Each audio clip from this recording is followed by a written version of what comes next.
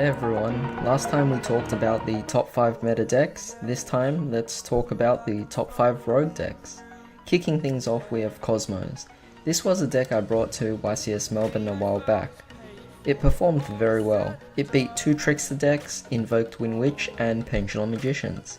For more details on this, check out my YCS report video.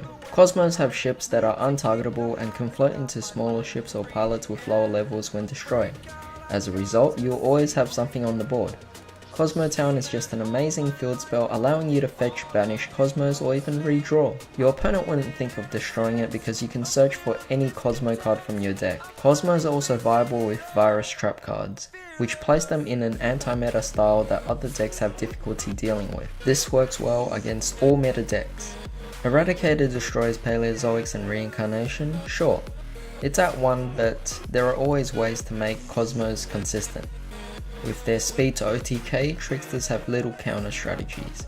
It's good to know that Cosmos can adjust their speed of play either through quick OTKs to end decks like Infernoids or slow control that stuns decks like Pendulum Magicians and Spirals. Other variants of Cosmo includes Demise Cosmo, which allows draw power to set up a board of traps that will prevent your opponent from making plays.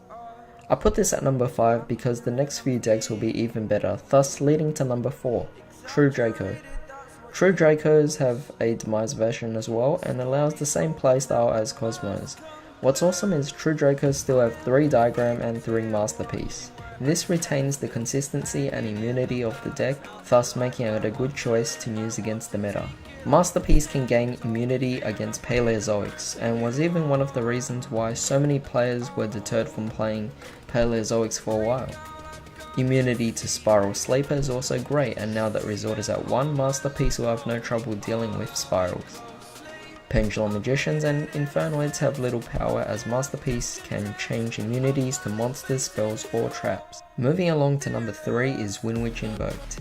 It is a deck that still produces a powerful start with the indestructible Crystal Wing. Mechaba is always a pain to deal with, and now with links such as Barolo Dragon, Invokes have also implemented cards like Scapegoat. With adjustable variants, Witch Invoke decks have become one of the most difficult decks to prepare or side against. Cruising along to number 2 we have ABC.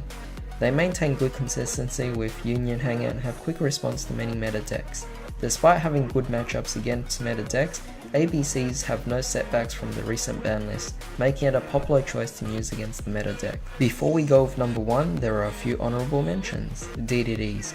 Not a common deck, but persistent DDD players such as myself continue to work on the deck, and it is not to be underestimated. This deck has no trouble going up against Tricksters or Chainburn, as they have cards such as Diarch and Leonidas. Speaking of which, Chainburn or Nurseburn is another deck that is usually played at big events. They have a 50-50 chance of success, and players don't look highly to players that usually use that kind of deck.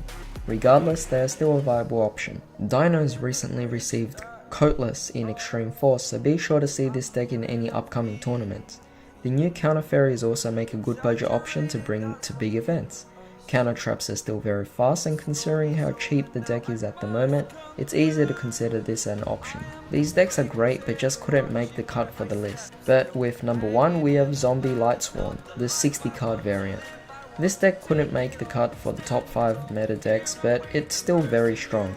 Personally, I've never lost to them, but objectively speaking, this deck is very fast at setups as the general goal is to get grass to mill your deck.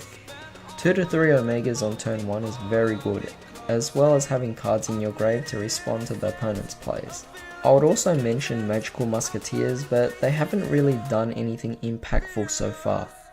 These decks are rogue as they are easy to rearrange against the meta. Cards like Denko Sekka or Royal Decree to stop Paleozoics or D-Barriers to stop Pendulum Magician. If you are sick of seeing meta decks, try running one of these decks against them. Tell me what you think in the comments down below. Did I miss anything? Hope you guys have a great day. I'll see you next time.